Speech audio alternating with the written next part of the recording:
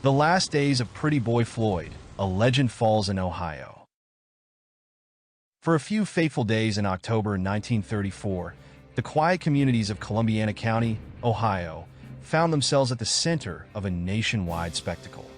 One of America's most notorious outlaws, Charles Arthur Pretty Boy Floyd, met his end in the rolling hills outside East Liverpool.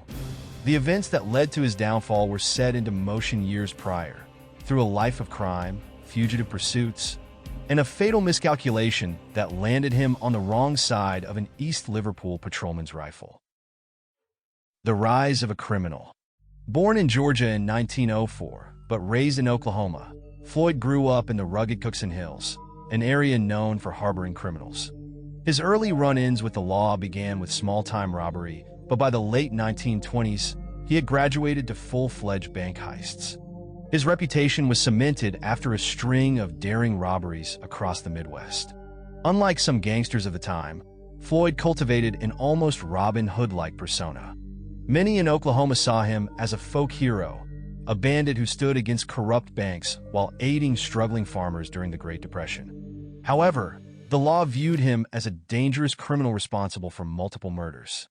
The defining moment in Floyd's career came on June 17, 1933, in what would become known as the Kansas City Massacre. Along with Vernon Miller and Adam Richetti, Floyd attempted to free fellow criminal Frank Nash from federal custody. The attempt ended in a bloodbath outside Union Station, leaving Nash and 4 law enforcement officers dead. The FBI was quick to label Floyd as one of the masterminds behind the massacre, though he always denied involvement. Regardless, the event put him at the top of J. Edgar Hoover's Public Enemy No. 1 list, setting in motion the relentless manhunt that would ultimately lead to his death. A fugitive on the run. After Kansas City, Floyd and Richetti crisscrossed the country, often accompanied by 2 women, hiding in safe houses from New York to the Midwest. By October 1934, the group had made their way toward Wellsville, Ohio, intending to return to Oklahoma. However, fate took a cruel turn. The car they were traveling in crashed into a telephone pole, forcing Floyd and Richetti to separate from the women while repairs were made. This misstep set in motion a series of encounters with law enforcement that sealed their fates. On October 20th, Wellsville Police Chief John Foltz received a tip about 2 suspicious men camping near the railroad tracks. Investigating with his officers, he discovered Floyd and Richetti. A brief but intense gunfight ensued. Richetti was quickly captured, but Floyd managed to escape into the dense woods. Law enforcement scoured the area, convinced that the infamous outlaw was wounded and desperate. The Conkle Farm Shootout.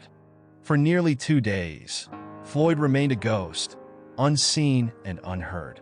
Then, on October 22nd, he emerged from the woods near Sprucevale, Ohio, approaching the farm of Ellen Conkle. Disheveled, exhausted, and starving, Floyd spun a tale about getting lost while hunting. Mrs. Conkle, unaware of his identity, fed him a meal fit for a king: spare ribs, potatoes, rice pudding, and pumpkin pie. After devouring the food, he offered her $1 and asked for a newspaper. It was then that he realized the full scale of the manhunt closing in on him. Unbeknownst to Floyd, a local farmer had spotted him walking near the farm and alerted authorities. East Liverpool Police Chief Hugh McDermott gathered a team, including Patrolman Chester Smith, Glenn Montgomery, and Herman Roth, along with federal agents led by Melvin Purvis.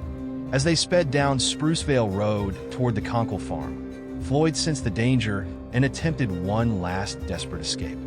Jumping from a car behind a corn crib, Floyd dashed for the woods, Colt automatic in hand. The officers opened fire. Despite zigzagging to avoid the bullets, he was struck twice and collapsed in the field. Witness accounts vary widely about what happened next. Some claim Purvis ordered an agent to finish Floyd off execution style with a burst from a Tommy gun. Others insist it was Chester Smith's Winchester rifle that dealt the fatal blow. Regardless, Floyd's reign of terror ended beneath the branches of an apple tree. His final words were defiant: "I'm Floyd." Aftermath and legacy. Floyd's body was taken to East Liverpool's Sturgis Funeral Home, where, despite his mother's request for privacy, he was put on public display. More than 10,000 people lined up to view the dead outlaw. A pottery worker even made a death mask, preserving his likeness in plaster. 4 days later, his body was shipped home to Oklahoma, where 50,000 mourners attended his funeral, making it one of the largest in the state's history. Meanwhile, the battle between local law enforcement and the FBI continued.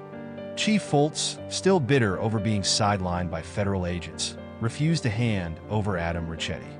Instead, he had Ricchetti paraded before schoolchildren before finally sending him to Missouri, where he was convicted and executed in 1938. The FBI later claimed that Floyd had a watch with 10 notches carved into it, supposedly marking his kills, an assertion disputed by some historians. Decades later, former patrolman Chester Smith shocked the nation when he claimed that Melvin Purvis had ordered Floyd's execution. This revelation contradicted the official FBI report, reigniting debates about the true nature of Floyd's final moments. Time magazine even published an expose in 1979, adding another layer of mystery to the already controversial story. Despite his violent legacy, Charles Arthur, Pretty Boy Floyd remains a captivating figure in American history. To some, he was a ruthless killer who met a just end in the fields of Ohio. To others, he was a tragic folk hero, undone by the same system he fought against. One thing is certain: his name, like the echo of gunfire in the hills of East Liverpool, will never be forgotten.